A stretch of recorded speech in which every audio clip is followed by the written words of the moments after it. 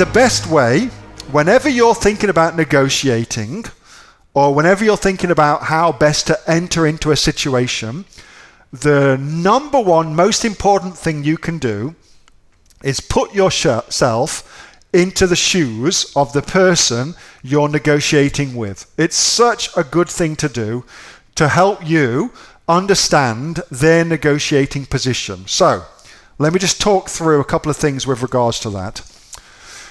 Things like, what sort of customer have you been? Have you been an asshole? Harassing them, calling them names? Because if you have, you're probably not, they probably don't want to deal with you, just like you wouldn't want to deal with somebody who's an asshole. And so they're not going to be at all incentivized to do a deal for you.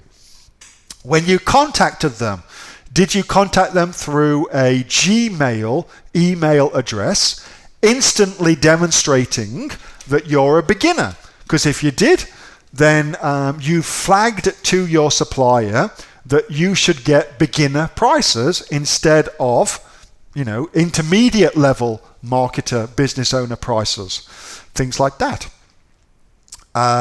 Do you act in a professional way? Did you pay your invoice on time?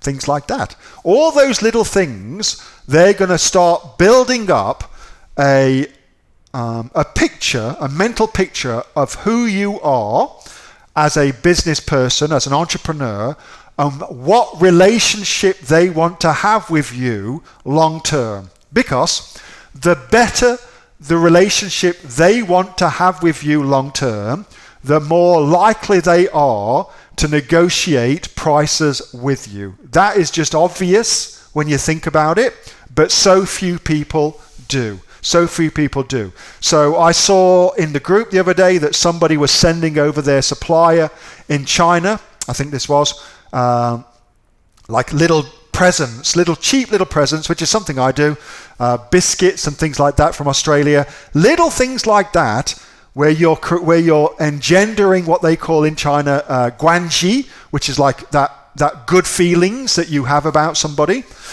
All of that really, really helps. Really, really helps. Getting onto a video conference call with your suppliers to talk to them so they can put a face to you, so they can eyeball you. Super important to do. That really, really helps. So that's one level of negotiating.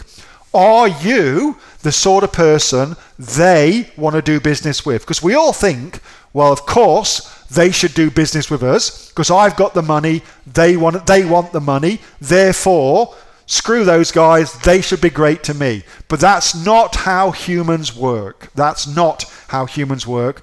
Everybody has their own way of doing business and own way of doing things, and if you're an asshole, you'll get treated like an asshole. They'll be less inclined to want to keep you long term. So there's that.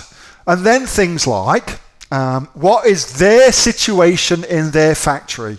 So just because they own a factory, it doesn't mean that they produce all the parts for the product in-house. Typically, what happens is the factory will order disparate things to put together the product to then sell to you. Now, when they do that, they have their own minimum order quantities that they can meet, and they can get price breaks depending on those minimum order quantities as well. So if you can understand that, it will help you to help them to give you a discount. Does that make sense? I hope so. So by thinking about their business, you'll get a greater understanding of how you can get what you want by enabling them to get what they want, which is a good business philosophy for everything, not just for negotiating, but for everything. So, one easy way to understand that is to ask your supplier about price break points. So, what I do is I say to them, okay, second order, here we go. I'm either going to order, let's just say it's 300 units, 500 units or 1,000 units, okay, for my second order. I don't know what it is, but let's just say it's that.